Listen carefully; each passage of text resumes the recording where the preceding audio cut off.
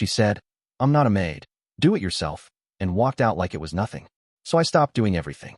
When she came back to moldy dishes, rotting trash, and her favorite shirt still stained, she finally realized what I'd been doing all along. But by then, it was too late. I remember the exact evening the balance tipped. It was a sticky Thursday in early June, the kind of day when the ceiling fan only moves warm air in circles. I'd just finished rinsing the last plate from dinner, her quinoa stir-fry, my quickly scarfed leftovers from lunch, when I noticed the laundry basket leaning like a top-heavy tower beside the couch. Socks flopped over the rim. One of her workout tanks dangled halfway to the floor, and somewhere underneath it all my work shirts were pleading for mercy. This scene wasn't new. For months, I'd been on autopilot. Wipe the counters, load the dishwasher, scoop the litter, run a dark colors load, fold, repeat. I told myself it was easier to do it than to start another argument about chores. But that night, scrubbing dishes in water gone lukewarm, I felt a small click, a mental gear slipping. I dried my hands, took a steadying breath, and asked, as neutrally as I could muster, "Hey, could you give me a hand with the apartment stuff this week? Even just dishes or laundry would help." She didn't look up from her phone. Thumb scrolling. A beat passed. Then, still scrolling, she said, "I'm not a maid. Clean it yourself."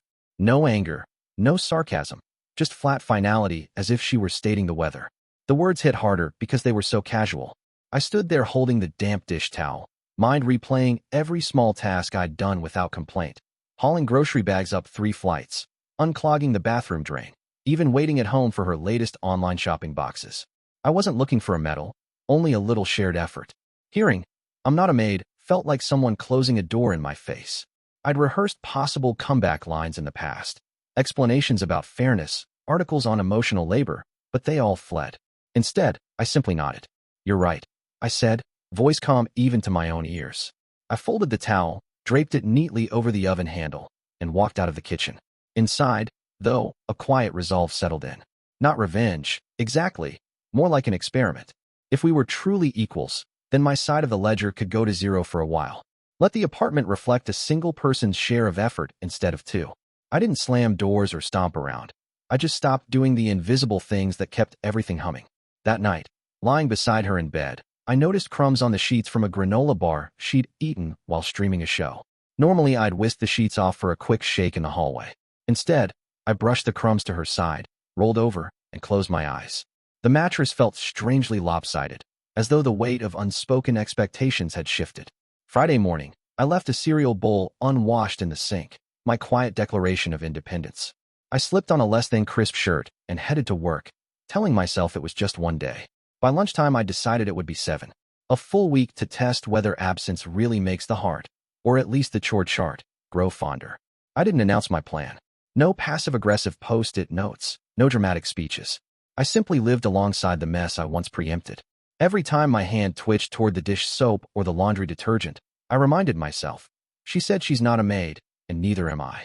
As I locked the apartment door that first morning, I felt a mix of nerves and relief. Part of me worried the place would spiral into chaos. Another part was strangely excited to see what truth a little entropy might reveal. And so the experiment began. By Saturday, the silence had settled in.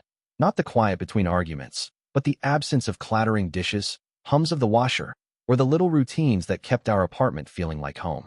It was just still. I kept my own mess contained. My used coffee mug stayed on my desk. My clothes were in a pile near my side of the bed, not spread across the apartment.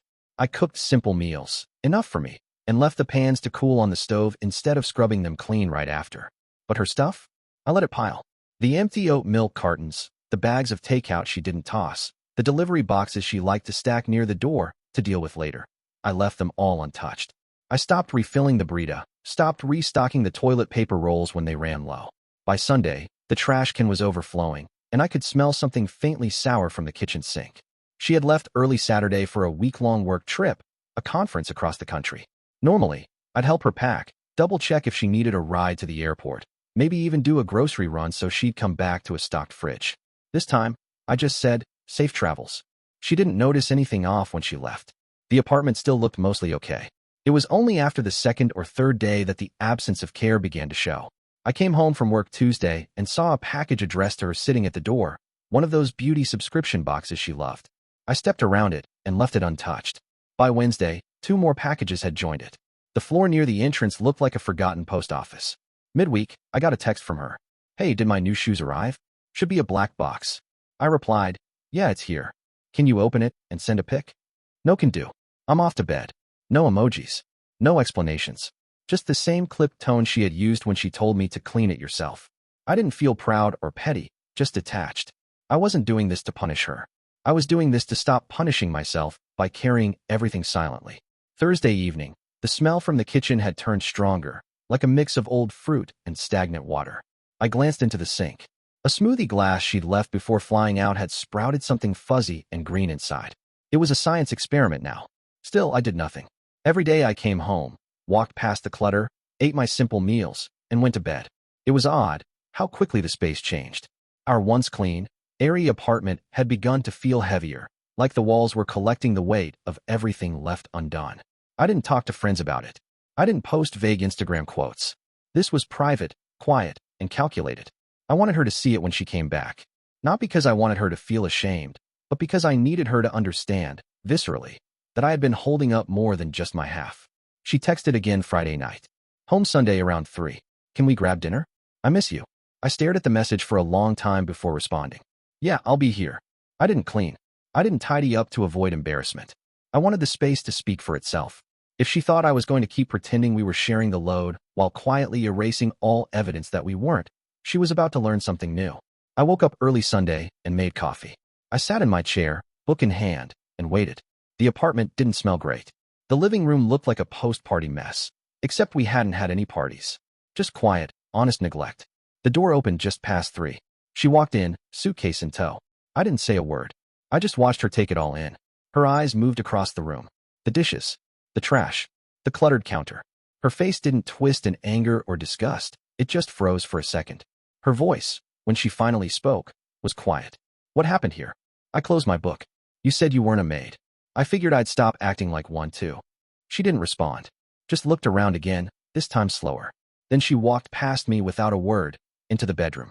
I heard the sound of her suitcase zipping open, the faint shuffle of clothes being unpacked into chaos. I stayed where I was, letting the silence stretch between us. She'd seen the truth. What she chose to do with it now, that would be up to her.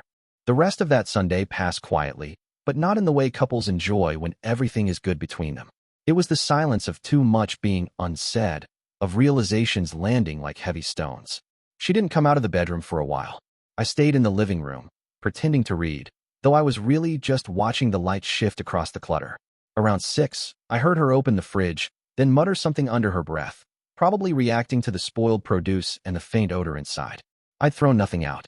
Not to be cruel, but because I wasn't going to shield her from the mess anymore.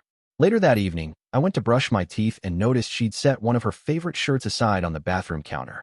The same one she'd worn when we went out for drinks the week before she left.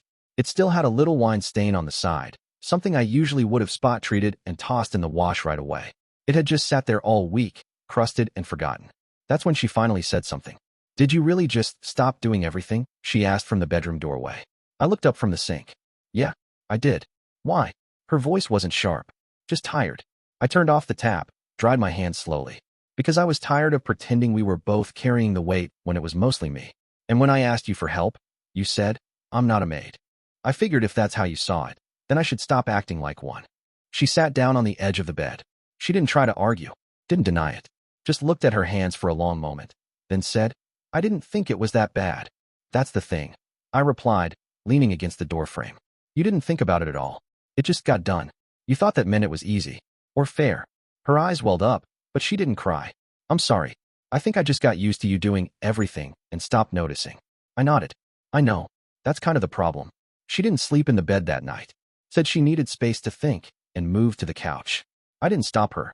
The next morning, she texted me from the living room. I'm going to stay with my sister for a bit. I need to figure out what I want. And I think you deserve better than what I've been giving. No anger. No melodrama. Just honesty. She packed quietly and left later that day. Before she walked out the door, she paused and looked back. That comment about not being a maid, I wish I could take it back. I don't, I said. It showed me where we actually were, not where I hoped we were. She nodded. No tears. Just a small, understanding look. Then she was gone. It's been a few weeks since then. The apartment is cleaner, not because I'm doing everything again, but because now I only take care of my own space. It feels lighter, somehow. Honest. She's texted a few times. We might meet for coffee soon, but I'm not rushing anything. I don't need apologies or promises. What I needed was to stop pretending that love means carrying more than your share until you're exhausted and invisible. Sometimes, the clearest message you can send isn't loud. It's simply stepping back and letting someone see what's really been holding everything together. What do you think? Was I wrong for stepping away like that instead of fighting it out? Would you have handled it differently?